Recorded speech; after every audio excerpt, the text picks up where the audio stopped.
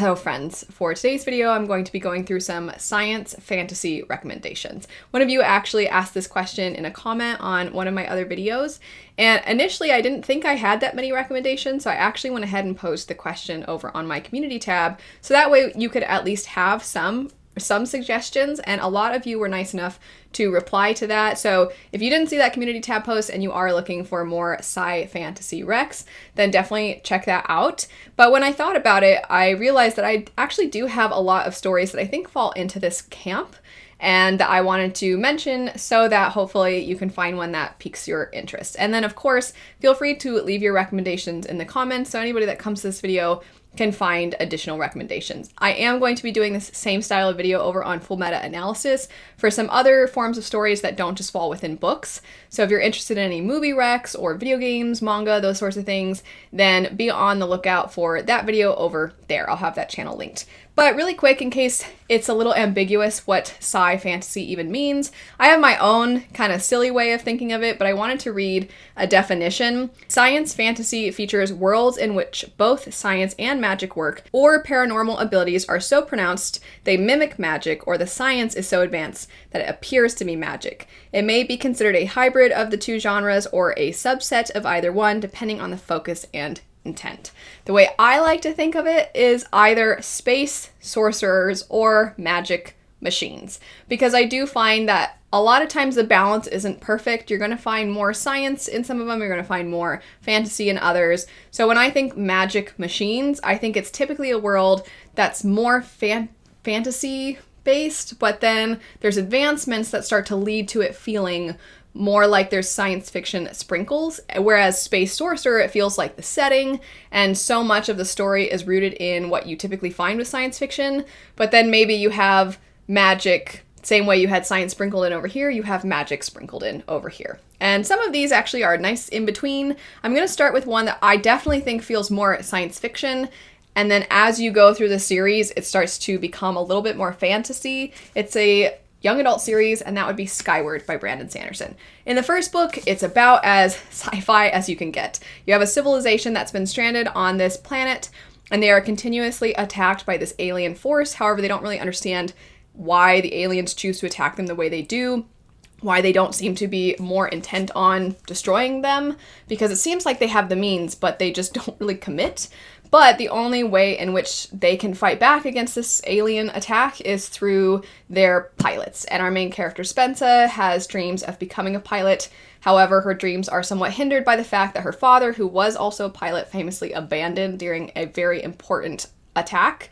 And so she has this reputation that follows her everywhere she goes, and it makes it much more difficult. As you progress through the series, there are ways in which certain communication works, the different races, you could say, of beings, and it really gets to a point where, as that one definition described, the science starts to feel more like magic, to a point where sometimes you're like, this just is magic. And I think sometimes in science fiction that can actually be something people don't care for because they feel as though it's not science fiction anymore. And it can actually be difficult to pull off, but I think that if you go into this series knowing you're going to have some things that feel so out there that they're more fantasy driven, that it will have you go in with the right expectations. After that, we have the Bone Shard Daughter. The name of the series would be The Drowning Empire. This is one where I think the first book is definitely a hybrid of different genres. It feels like fantasy mixed with horror almost to some degree and mystery, and then some of the implications and the questions that arise feel much more like science fiction, what it means to be a person, what amount of humanity is granted to something to consider them having personhood. And I liked the way in which all of those things were handled. I do think that the second and third books, they just feel much more like fantasy, and for some readers that might actually be a little bit of a bummer, because part of what I loved about the first book was how much of a hybrid it really was. But I'm also a fantasy fan, so it didn't bother me too much to have the second and third books feel more fantasy driven. But the first book in particular really is such an interesting blend, and I think that the mysterious components and the questions that come up just add to the complexity of the story overall. If you don't know, you follow a few different perspectives, but the two main ones would be Jovis and Lynn. Lynn is the daughter of the Emperor, and she is trying to regain her memory so that she can best understand the magic that is integral to their entire society functioning. And then Jovis is somebody who's searching for his missing wife. So that's the general setup for that one. I don't want to say too much about the kinds of questions that come up and the idea of like what makes a person, because it is tied to their magic system, and some of that is discovered the more that you read the story, and it's kind of like the mystery unfolds as you get those answers or as more questions come up. So I can't elaborate too much, but I think it's more for the purpose of having a pure reading experience with that series. Next up, we have another YA. So I do have a mix of young adult and adult for this whole list, and this next one is one of my favorite series of all time. I think that it is incredible. I've never read something quite like it. It's very unique. It's like fairy tale-esque, but then it gets so weird and out there, and that would be Strange the Dreamer by Laini Taylor. This first one, I would say, does not feel science fiction pretty much at all. So when the science fiction elements hit in the second book, it really took me by surprise to a point where I was pretty unsure and hesitant, and I was like, I don't know if I trust where we're going here. I don't know if I like this direction, because you go into certain books with certain expectations, or certain books earlier in the series establish something. It's kind of like what I was describing with Skyward, where then when things start to shift, you're like, I don't know, and you're hesitant and you're resistant. And I was very much with the start of this book's sequel. Muse of Nightmares is the name. And then the way it was all pulled off and the way everything came together was gut-wrenching and heartbreaking and interesting and innovative, and I just found myself wanting more things like it. It was incredibly done. This first book, though, if you pick it up, you're really going to be like, I don't see any sci-fi elements. But yeah, they're there. I promise. They're there in the second book. Sadly, I'm not trying to be vague intentionally or obnoxiously, but I also feel I can't elaborate too much on the sci-fi elements that you get.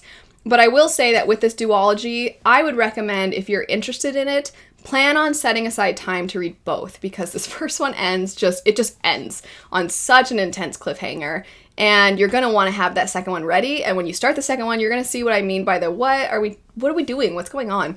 And you just have to trust that Laini Taylor is going to bring it home.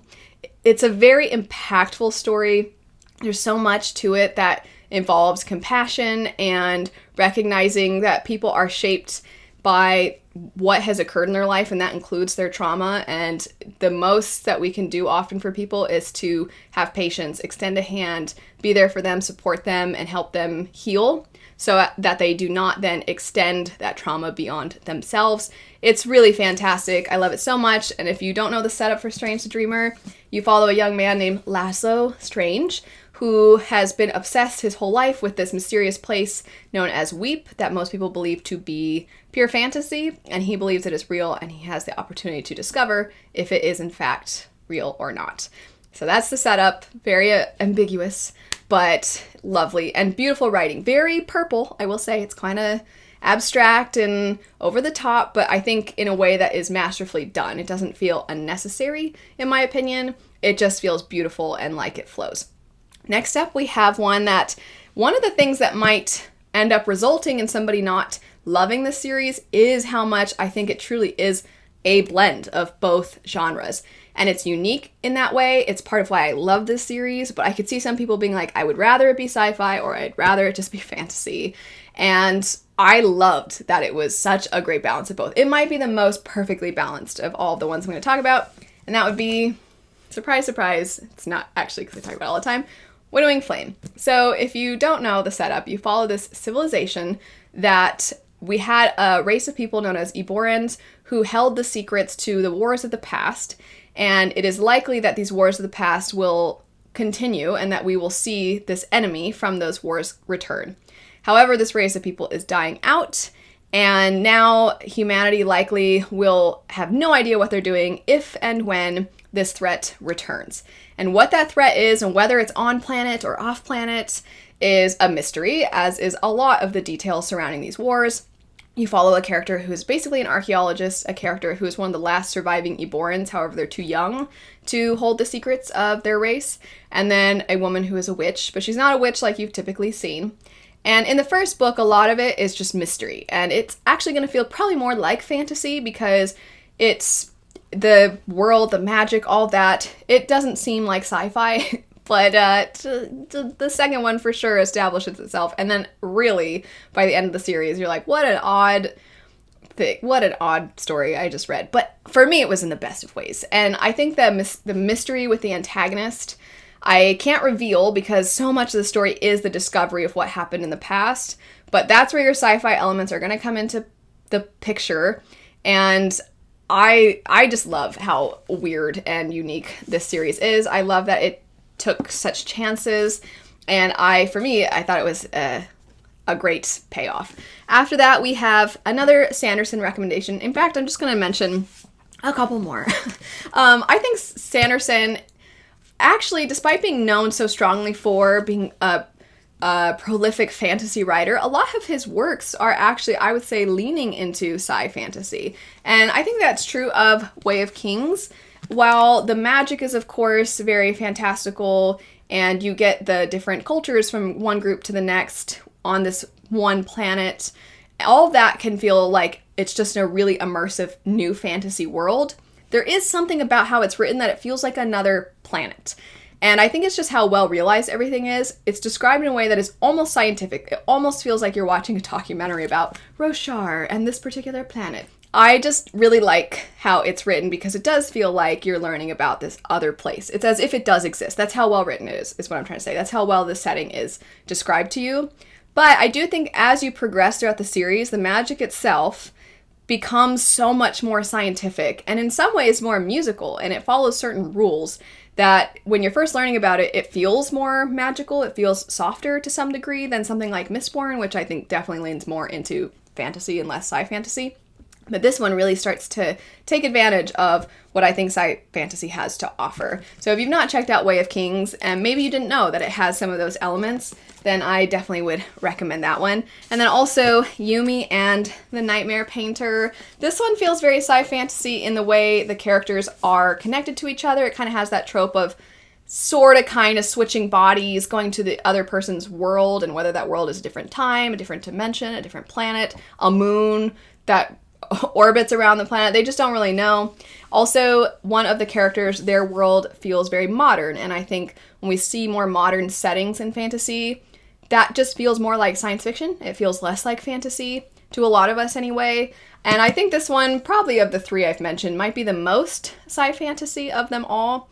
The magic that you see is still the fantasy aspect, but the settings feel a lot more like science fiction. And Yumi and the Nightmare Painter follows two characters, like I said, they somewhat switch bodies, and they're trying to understand why this is happening, and for what purpose, how is it happening, and what can they do to stop it, what can they do to help each other, because surely there must be some purpose, something that's causing these two to be united in the way that they are. And the magic is similar to some degree across both places, in that it has to do with performing art to some degree, but how that art is utilized and what it's utilized for is different, and how the people who perform this art are treated is different from one place to the next. So if you haven't checked out Yumi, I would recommend it. I do think that it is more young adult feeling, even though I believe it's categorized as adult. I would say that one feels a little bit more youthful. Maybe it could fall into new adult, but I don't know. It feels pretty young adult to me. The next one, I feel like it's barely sci-fantasy, but I still wanted to include it in case you really like political fantasy, and that would be the Goblin Emperor. This one truly is more so fantasy, but there are a couple of advancements in their technology that play a role in the plot. So for that reason, I wanted to include it, and I can say a similar thing about Engines of Empire. This one, it feels a little more sci-fantasy than Goblin Emperor, because Goblin Emperor follows a character who was never intended to rule, but then after a tragedy strikes, then suddenly everybody who was in line before him has died, and he is thrust into this position wholly unprepared, but doing his best. And there's a lot of people that are conspiring against him. He doesn't know who to trust. He doesn't feel like he has anybody on his side, and also he is mistreated by a lot of the nobility because he is part goblin. And so the sci-fi elements really only come into picture with the advancements in technology that you see here and there. But it's more, it's more fantasy. I still want to throw it out there, though, because it kind of falls into my magic machines way of describing things. And then this one, the technology is playing an enormous role in the story. So much so that how much people are relying on the technology as opposed to the magic is creating a rift in society, because certain aspects of the religion want to continue to rely on one, and then you're seeing the guilds want to profit and use technology. They think it's going to thrust them into this new, it's going to make society benefit. But the harm that's caused to other societies as a result, or the lack of responsibility that they have and the way in which they look at everything from a profit perspective, is not great. But then at the same time, the religious side of things, it's not just this is what would be best for society. Often it's this is how I will maintain control over the population. And so neither group is necessarily motivated by something pure. They're rather sinister, and you're following characters in the first one that are primarily within the guilds. And then in the second one, you see a little bit more of the religious aspect of things, as well as characters from other guilds. So it opens up and branches out. But then there's other things that happen that you're like, I don't know what's going on. And that's where it can feel kind of science fiction, because it almost seems as though certain other groups of people maybe have advanced technology in a different way than the guilds have. And so you're discovering, like, what are they doing? Is this tied to the magic? Is it a combination of magic and technology? And so for that reason, I would say Engines of Empire falls into this category as well. And also, you all know, I think that it's incredibly underhyped. So if it sounds good, check it out. And both those last two are a lot more political in nature if you like political fantasy. Next up is one that it feels in a lot of ways like a superhero comic book, and that would be Immortal Longings. I know I did a whole video about how I feel like our perception of this for a lot of us before we read it, or if you still haven't read it, I think is shaped by the way it's been marketed and the way that it's been talked about via TikTok and things like that. But I do think that there is an audience for this book that it just wasn't really marketed toward that group. But it does feel in a lot of ways like I just described, like a comic book, sci-fi, almost where it feels more futuristic, but at the same time, things aren't looking good. It's like almost like a Gotham feel to the city. And then you have these games, which a lot of people compare to the Hunger Games because it is in some ways for the entertainment of the people. And you have these people voluntarily, though, I will say, go into this competition, and it's somewhat a fight to the death, except for you do have the ability to jump, which means you can kind of put your chi in another person's body, and only people who have this jumping gene can do this. So that's where it has the kind of magic components to the story, the more fantasy components, but the setting definitely feels to me more sci-fi. So it doesn't really feel like sci-fi or fantasy, though. It kind of feels like something else that I can't quite pinpoint. I described it as feeling almost like a cyberpunk anime when I read it, and now I'm saying it feels kind of like, Gotham, but it doesn't feel like Batman. It just feels like a Gotham setting, comic book-esque. So it's different in that way, but it has sort of that Hunger Games feel to it. It's kind of an interesting mix of a lot of things. And then on the topic of something being Gotham-esque, this one was described, I talked about Strange the Dreamer earlier, as Strange the Dreamer meets Gotham, and that would be City of Nightmares.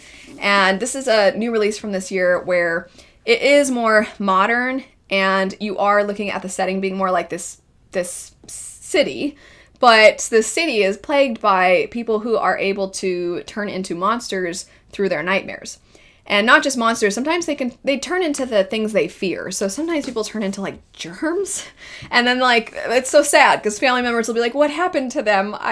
And they never know, because the germs are too tiny, and that person is now living out the rest of their life as germs. And anyway, so lots of bizarre, interesting things happen. Obviously, the fantasy side of things is that, poof, people can turn into their nightmares. But it feels more science fiction-like in how modern the rest of the setting is. And I liked how cheeky and aware of its weirdness this book was. It is really bizarre, and if you're going to go into it, no, it's going to be kind of dark at times and kind of gruesome, but cheeky at the same time. And you're following a character who is deathly afraid of nightmares, and understandably so, because tragedy struck when she was young as a result of a nightmare. And she is working for this group that's supposed to offer compassion and kindness and comfort to people who are experiencing hardships as a result of nightmares. And this girl is not prepared. She's not qualified for this job, but she takes it because they provide people with a place to sleep, and she just like wants some sense of security, but she's not good at what she does. And then she finds herself suddenly caught up in this like really bizarre plot that's really large and bigger than she ever expected. And it's just out there. It's really out there, but I had a lot of fun with it. I've never read anything quite like it, which I think is what we're looking for with a lot of sci-fantasy. We're looking for those unique settings. We're looking for the sprinkles of what feels like different genres. And sometimes it won't even feel like science fiction. Sometimes it doesn't even feel like fantasy. It just feels like a mix of a lot of things, and you can't even really categorize it. And I love that. I love that. And a lot of these are some of my favorites. So I'm realizing that I'm a big fan of science fantasy. So if you have more recommendations, feel free to leave them. Please leave them, I should say. That is my request, because I want more, just like the person who requested this video. So thank you to that individual. I hope this helped, and I hope other people's recommendations that you find something. And I will have as many of these as possible linked if I've done any reviews, and I'll have purchase links and those sorts of things. But thanks so much for watching. I hope you have a lovely rest of your day, and I'll see you later. Bye.